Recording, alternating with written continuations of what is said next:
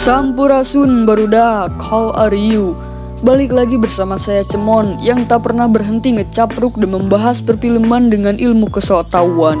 Di video kali ini saya akan merangkum alur cerita film Don't Bridge 2. Film ini adalah film sequel dari film pertamanya yang berjudul Don't Bridge. Pemeran utama di film ini adalah kakek buta barbar mantan veteran yang diperankan oleh Stephen Lang. Film ini sukses membuat saya terkesima sampai-sampai lupa untuk bernapas, saking terbawa suasananya gitu. Untuk film pertamanya saya anggap kalian sudah tahu ya. Soalnya juga banyak channel-channel lain yang sempat membahas film pertamanya. Sebelum masuk ke alur ceritanya, alangkah baiknya jika kalian klik subscribe terlebih dahulu biar lebih afdol.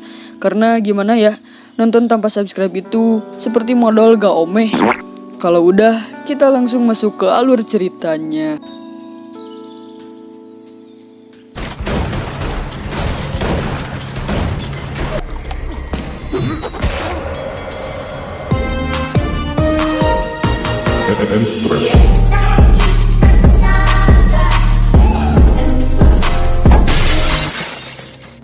Film dibuka dengan salah satu rumah yang tengah terbakar di kawasan perumahan yang sepi.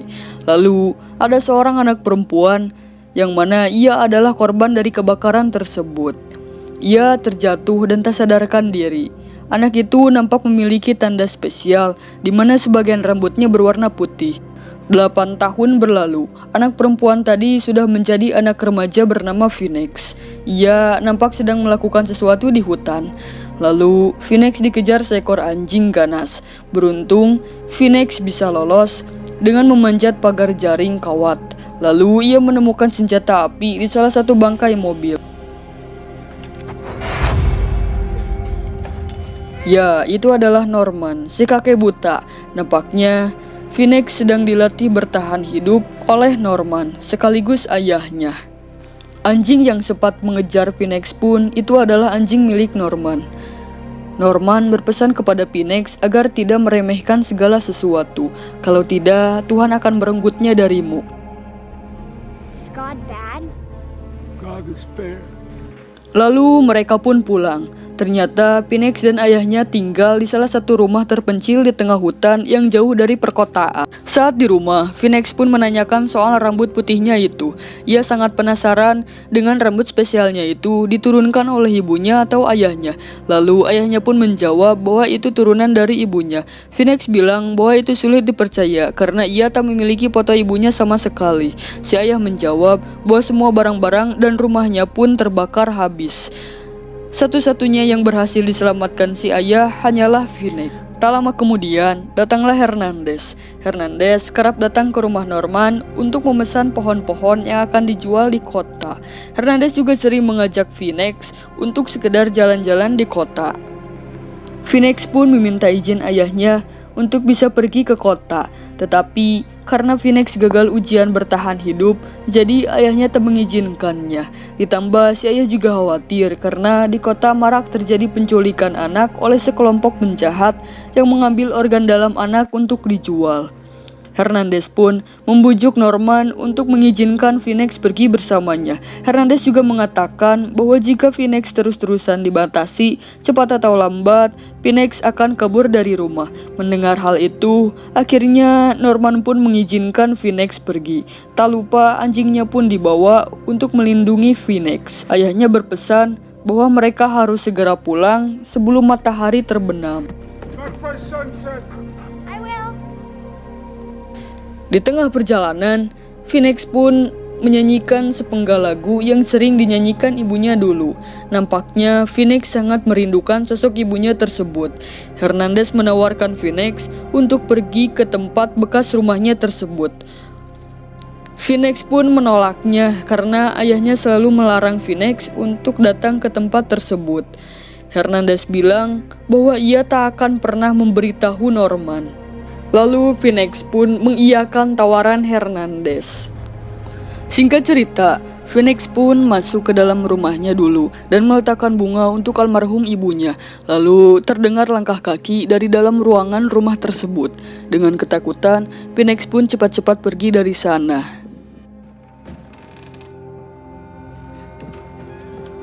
Phoenix juga sering pergi ke penampungan anak dan sering kali membayangkan ia main bersama anak-anak sebayanya. Lalu saat Phoenix akan pulang, ia pergi ke toilet terlebih dahulu untuk buang air kecil. Saat di toilet, Phoenix diganggu dan dicegat oleh orang yang bernama Rylan. Beruntung, datanglah anjing Phoenix yang menggonggong dan mengancam si Rylan. Saat akan pulang, ternyata Rylan mengikuti mereka. No shortage of those around here. Follow him. Singkat cerita, Hernandez berhasil mengantarkan Phoenix pulang dengan selamat. Saat Hernandez akan pulang ke rumahnya, ia dihadang oleh mobil yang mana mobil itu adalah Rylan, orang yang sempat mengganggu Phoenix di toilet. Hernandez pun keluar dari mobilnya dan meminta agar Rylan menyingkirkan mobilnya. Can you move your truck off the road now? Sure, baby. Lalu saat Hernandez sudah masuk ke dalam mobilnya, secara tiba-tiba ada seseorang dari kursi belakang yang mengikat lehernya dengan sabuk. Orang itu juga menghantam kepala Hernandez dengan palu sampai ia tewas. Berpindah ke Phoenix yang tengah memberitahu ayahnya jika ia pengen bersekolah, bergaul dengan anak seusianya, dan sangat ingin mengikuti tren-tren viral di TikTok. Namun, ayahnya menolak hal tersebut. Norman bilang bersekolah daring di rumah jauh lebih aman. Ditambah, Norman juga pernah kehilangan putrinya, dan ia tak mau kehilangan putrinya lagi. I'm lonely. Kemudian, saat Norman akan memberi makan si anjing, entah kenapa anjing milik Norman tiba-tiba menghilang. Dipanggil-panggil pun tak nyaut. Ditambah, makanan siang si anjing pun masih utuh. Karena khawatir dengan anjingnya, Norman pun berencana mencarinya ke dalam hutan. Tetapi, ternyata sudah ada 2 orang penculik yang berhasil masuk ke dalam rumahnya. 2 orang tersebut menyusuri setiap ruangan untuk menemukan Phoenix, sementara 1 orang lainnya bertugas berjaga di luar. Phoenix yang mengetahui ada orang asing yang masuk ke dalam rumahnya pun langsung menyelinap dan bersembunyi. Berkat pelatihan yang sering diberikan ayahnya, Phoenix berhasil bersembunyi dari satu tempat ke tempat lainnya. Gila sih, dedegan ini emang epic parah sih cuy. Secara gak sadar juga berusaha gitu menahan napas saking terbawanya suasana. Kalian juga pasti kalau nonton secara langsung ngerasain lah apa yang saya rasain, sumpah deh.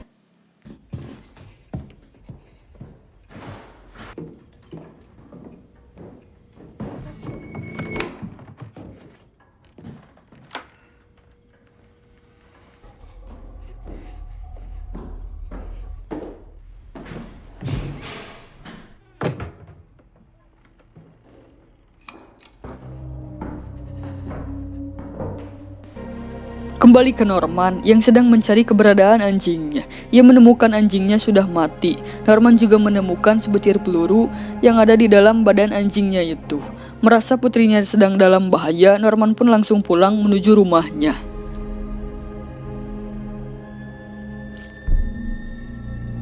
Lanjut ke Phoenix yang sedang bersembunyi di balik tumpukan kardus. Ia melihat pintu belakang yang menuju keluar tengah terbuka. Lalu Phoenix pun berinisiatif pergi menuju pintu tersebut. Sayangnya Phoenix berhasil ketahuan oleh si penculik.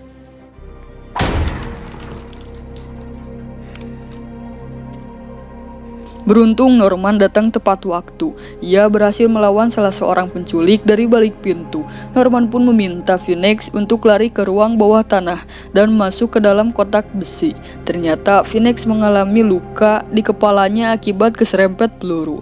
Alhasil, Phoenix pun pingsan.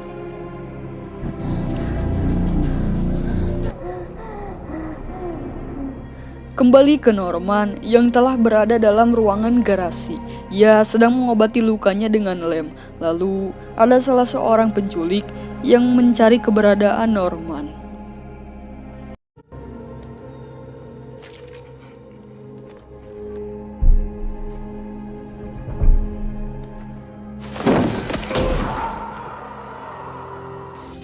Karena mendengar keributan di dalam garasi, penculik yang lainnya pun langsung menuju ke garasi. Lalu penculik itu menemukan salah satu rekannya dengan kondisi mulut dan hidung tertutup lem, yang membuat ia tak bisa bernapas. Lantas, Salah satu penculik itu pun membantu rekannya dengan menancapkan obeng di pipinya agar ia bisa bernapas. Ditambah ia juga membantu merobek mulutnya. Phoenix yang sudah tersadar terkejut melihat kotak besinya dipenuhi dengan air. Lalu Norman pun berhasil masuk ke ruangan bawah tanah. Salah seorang penculik memperingatkan rekannya yang sedang di dalam ruang bawah tanah agar berhati-hati dengan Norman. Penculik itu mengancam agar Norman segera keluar dari persembunyiannya. Kalau tidak, si penculik akan membunuh Phoenix dengan cara mengaliri listrik ke kotak besi itu. Karena demi keselamatan Phoenix, Norman pun akhirnya menampakkan dirinya. Lalu, dengan susah payah, Norman bertarung dengan salah satu penculik itu. Beruntung Norman berhasil meledakkan tabung gas di sana yang membuat si penculik itu mati terbakar. Lalu datanglah Raylan bersama dengan Raoul. Di saat yang bersamaan, kotak besi itu ternyata sudah dipenuhi oleh air. Lantas Norman pun berusaha untuk mengeluarkan Phoenix dari sana. Beruntung Phoenix langsung tersadar. Lalu Phoenix pun dibawa oleh Norman lari dari tempat tersebut. Raylan pun menyuruh semua orang-orangnya untuk memburu Norman. Sampai saat Norman sedang bersembunyi di salah satu ruangan yang dipenuhi tumbuhan itu, Raylan pun mendesak supaya Norman menceritakan fakta yang sesungguhnya tentang Phoenix. I don't know who he is. Karena Raylan terus-terusan ngebacot, alhasil terpancinglah emosi Norman. Norman pun berhasil ditangkap oleh mereka. Saat akan ditembak, beruntungnya Phoenix berhasil mencegah mereka. Raylan pun menghampiri Phoenix dengan lemah lembut. Raylan juga menunjukkan rambut putihnya yang sama seperti Phoenix. Raylan menegaskan bahwa Phoenix adalah anaknya. Ia juga menceritakan bahwa 8 tahun yang lalu rumahnya kebakaran. Dan polisi menyatakan bahwa Raylan lah pelakunya. Lalu ia dijebloskan ke penjara selama 8 tahun.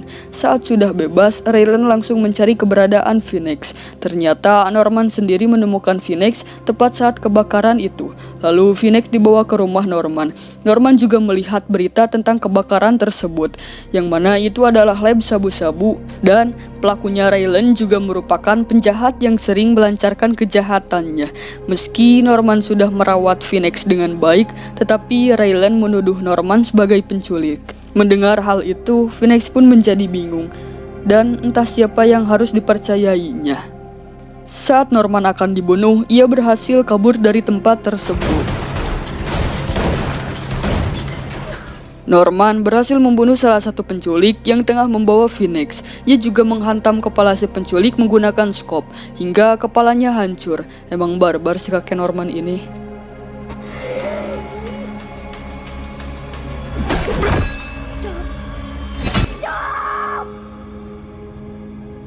Raylan pun mengerahkan anjingnya untuk memburu Norman. Lalu Norman pun menyuruh Phoenix agar secepatnya melarikan diri. Norman sendiri kesulitan untuk melawan anjing tersebut. Hingga saat Norman memiliki kesempatan untuk membunuh anjing tersebut, ia tak kuasa melakukannya. Norman justru memilih mengurung anjing itu di pojokan dengan besi kasur bekas. Saat Phoenix berhasil keluar dari rumah tersebut, Phoenix berhasil ditangkap dan dibius oleh salah satu penculik. Lalu rumah Norman pun dilempari bom molotov hingga membuat rumahnya kebakaran. Karena Phoenix berhasil dibawa, Raylan pun langsung pergi dari sana. Sementara itu, Norman membebaskan anjing yang terkurung hingga membuat anjing itu selamat dari kebakaran tersebut. Norman yang sejatinya buta dan tak bisa melihat api pun sangat kesulitan untuk keluar dari rumah tersebut. Tetapi keberuntungan selalu memihak pemeran utama, dan akhirnya Norman berhasil selamat. Phoenix yang baru tersadar melihat dirinya sudah ada di dalam hotel terbengkalai yang merupakan markas Raylan beserta orang-orangnya. Di situ Phoenix bertemu ibunya. Ternyata selama ini ibunya masih selamat. Karena sudah lama tak berjumpa, Phoenix pun memeluk erat ibunya. Phoenix mengobrol banyak hal dengan ibunya. Karena haus, Phoenix pun disuguhi minuman oleh Raylan. Ibunya bercerita bahwa saat kebakaran tersebut, ibunya menghirup banyak asap hingga membuat organ dalamnya terbakar. Dan sekarang jantungnya pun melemah. Ibunya bilang ia butuh jantung baru supaya si ibu bisa tetap hidup dan terus menjalankan bisnisnya. Tetapi tak sembarang orang yang cocok. Pendonornya itu harus anggota keluarga si ibu. Karena itulah Raylan mencari Phoenix untuk mengambil jantungnya yang kemudian akan didonorkan ke si ibu. Lalu Phoenix pun tak sadarkan diri akibat minum minuman yang telah dicampuri obat bius. Emang sungguh biadab sih ini si Raylan sama istrinya. Di sini juga terkuak bahwa bisnis si ibu itu adalah menjual organ dalam manusia. Kembali ke Norman yang baru saja tersadar, ternyata anjing milik Raylan masih di sana. Norman mendengar suara lonceng, kemudian Norman pun menghampiri sumber suara tersebut, yang mana itu dari mobil Hernandez. Norman juga menemukan mayat Hernandez dengan kondisi yang mengenaskan. Dan saat itulah Norman berniat untuk balas dendam sekaligus menyelamatkan Phoenix. Norman menyiapkan beberapa senjata dan sebuah tali sabuk yang akan diikatkan ke si anjing, agar si anjing itu bisa membawanya ke tempat Raylan. Lanjut ke Phoenix yang baru tersadar. Ternyata ia sudah berada di atas ranjang pasien dengan tangan terborgol di samping ibunya. Raylan telah membayar dokter bedah untuk membantu pendonoran tersebut. Nampaknya Phoenix akan dibedah dengan keadaan tersadar. Saat pembedahan akan dilakukan, secara tiba-tiba listrik di sana mati. Raylan menyuruh orangnya memeriksa sumber listrik di lantai bawah. Saat akan memperbaiki listrik, ternyata Norman sudah ada di sana dan langsung menyerangnya.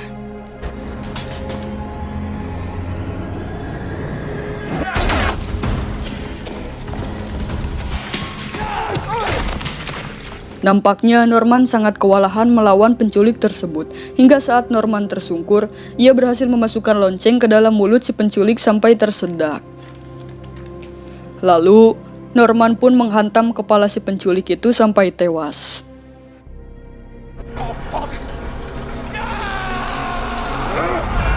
Mendengar ada keributan di bawah, Raylan sudah menduga bahwa Norman sudah berada di sana. Maka dari itu, Raylan pun menyuruh semua orang-orangnya untuk pergi ke bawah untuk membunuh Norman. Raylan juga menyuruh dokter untuk secepatnya membawa Phoenix dan istrinya pergi. It's him. How the hell? Para penculik itu turun ke lantai dasar dan menemukan Norman tengah tergeletak di tengah-tengah genangan air. 3 orang dari mereka pun menghampiri Norman. Norman bisa mengetahui jumlah orang yang menghampirinya cukup dengan gelombang air dari langkah kaki mereka yang Norman rasakan.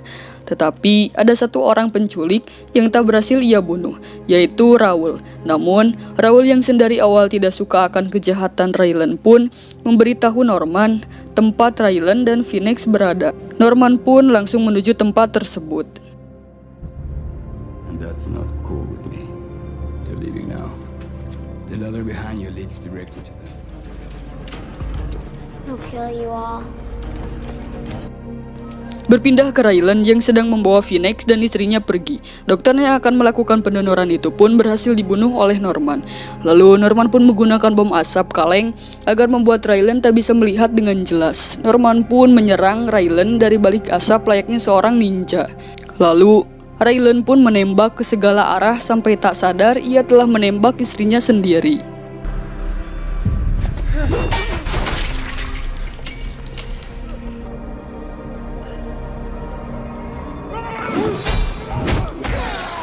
Kemudian istrinya pun tewas dan membuat kursi rodanya maju sendiri.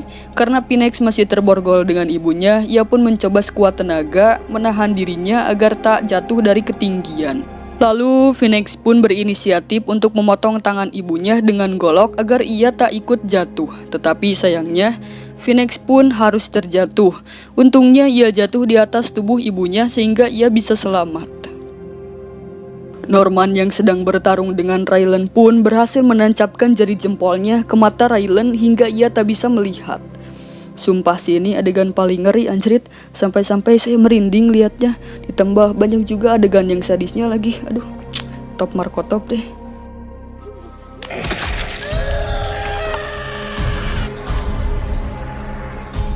Lalu saat Phoenix akan mendekati Norman, Norman pun meminta agar Phoenix pergi dari sana. Norman mengaku bahwa semua cerita Raylan itu benar. Norman juga meminta agar Phoenix menjauhi Norman. Ia juga bercerita bahwa dirinya bukanlah orang baik. Norman sudah melakukan pembunuhan dan melakukan kejahatan lainnya. Ia bukanlah siapa-siapa untuk Phoenix, melainkan ia hanyalah sebuah monster. Go! I am no father. I have killed. Am nothing but a monster. Tapi ternyata Raylan masih hidup dan menikam tubuh Norman dari belakang. Saat Raylan akan membunuh Norman, datanglah Phoenix yang langsung menancapkan golok ke Raylan dari belakang sampai-sampai tembus ke depan. Norman yang mendapatkan begitu banyak luka pun akhirnya meninggal di pangkuan Phoenix. Let me help. Saat semuanya sudah selesai, Phoenix pun pergi ke panti asuhan dan menjadi bagian dari mereka. Hey. My name is Phoenix. Di scene akhir ditampilkan sebuah kredit di mana ada anjing Raylan yang menjilati tangan Norman. Entah apa maksudnya, mungkin bakalan ada film ketiganya, entahlah. Oh iya, menurut ilmu kesotawan saya, entah kenapa saya kok merasa rumah Phoenix yang terbakar di scene awal itu kayak rumah Norman di film yang pertamanya ya. Kalau emang benar, kemungkinan Norman juga ada hubungannya dengan kebakaran tersebut. Menurut pendapat kalian gimana? Coba komen-komen di kolom komentar, siapa tahu ada pendapat yang lebih menarik atau masuk akal. Oke, sekian dari saya. Hatur nuhun kepada kalian yang sudah nonton. Bye-bye.